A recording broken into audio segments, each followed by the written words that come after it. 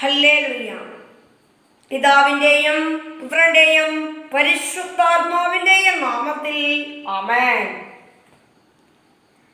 പ്രിയപ്പെട്ടവരെ, വിശുദ്ധ കുർബാനയിൽ സംബന്ധിച്ചും നോയമ്പ് നോറ്റും സുഗന്ധ ജപങ്ങൾ ചൊല്ലിയും പരിശുദ്ധ ജപമാല പ്രാർത്ഥന ചൊല്ലിയും എല്ലാം നമ്മൾ ഈശോയുടെ തിരുപ്പിറവിക്ക് ഒരുങ്ങുന്ന കാലഘട്ടങ്ങളാണല്ലോ.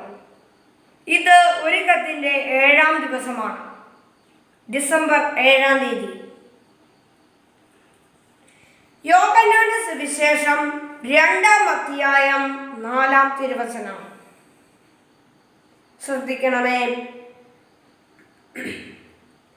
യേശു അവളോട് പറഞ്ഞു, സ്ത്രീയെ, എനിക്കും നിനക്കും എന്ത്? എൻ്റെ സമയം ഇനിയും ആയിട്ടില്ല. ഇനിയുള്ള വചനമാണ് ശ്രദ്ധിക്കേണ്ടത്.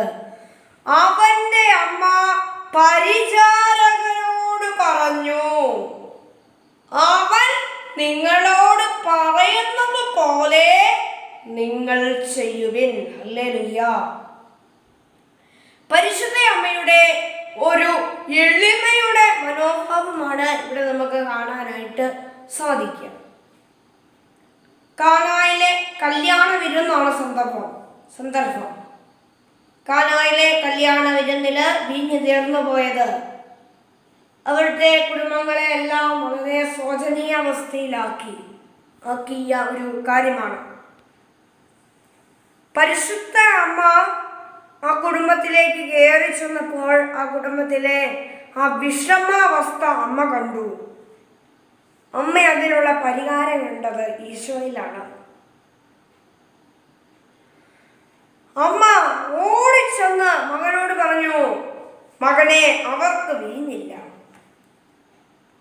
അപ്പോൾ ഈശോ എന്നോട് പറഞ്ഞത്, സ്ത്രീയെ, എനിക്കും നിനക്കും എന്ത്? എൻ്റെ സമയം ഇനിയും ആയിട്ടില്ല. പക്ഷേ ആ ഒരു മറുപടി കേട്ടെങ്കിലും അമ്മ തളർന്നില്ല. അമ്മ ഓടി പരിചാരകരുടെ അടുത്തേക്ക് ചെന്ന് പറഞ്ഞു, അവൻ നിങ്ങളോട് പറഞ്ഞതുപോലെ നിങ്ങൾ ചെയ്തു. ഒരു താഴ്മയുടെ, ഒരു എളിമയുടെ ഒരു മനോഭാവമാണ് നമുക്കവിടെ കാണാനായിട്ട് സാധിക്കുന്നത്.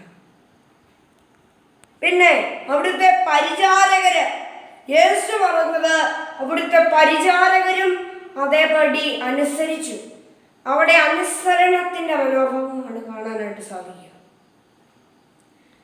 ആദ്യം അങ്ങനെ ഒരു ശകാരം പോലെ ഒരു വാക്ക് പറയുന്നുണ്ടെങ്കിലും പരിശുദ്ധ അമ്മയുടെ അഭ്യർത്ഥനയെ മാനിച്ചുകൊണ്ട് തൻ്റെ പുത്രനായ ഈശോ മിശിഹ, മാതാവിൻ്റെ പുത്രനായ ഈശോ മിശിഹ പിന്നീട് ആ അത്ഭുതം അവിടെ പ്രവർത്തിക്കുകയാണ് ചെയ്യുന്നത്. നമുക്ക് ഈ ക്രിസ്മസ് കാലഘട്ടത്തിൽ പ്രാർത്ഥിക്കാൻ പറ്റിയ ഏറ്റവും വലിയ സുഖമാണ്, കുഞ്ഞുണ്ണീശോയെ, എളിമ എന്ന പുണ്യവും അനുസരണശീലവും ഞങ്ങളെ അഭ്യസിപ്പിക്കണമേ. കാരുണ്യവാനായ ഈശോയെ,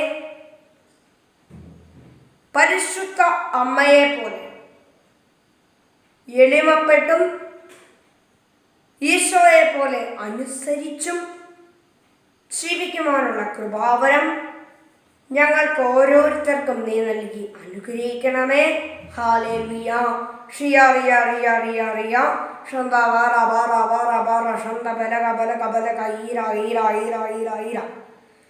ദൈവം തരുന്നതും ദൈവം അനുവദിക്കുന്നതും ദൈവം ആശീർവദിക്കുന്നതും മാത്രം നമ്മുടെ എല്ലാവരുടെയും ജീവിതത്തിൽ സംഭവിക്കാൻ, കുടുംബത്തിൽ സംഭവിക്കാൻ, സ്കൂളിൽ സംഭവിക്കാൻ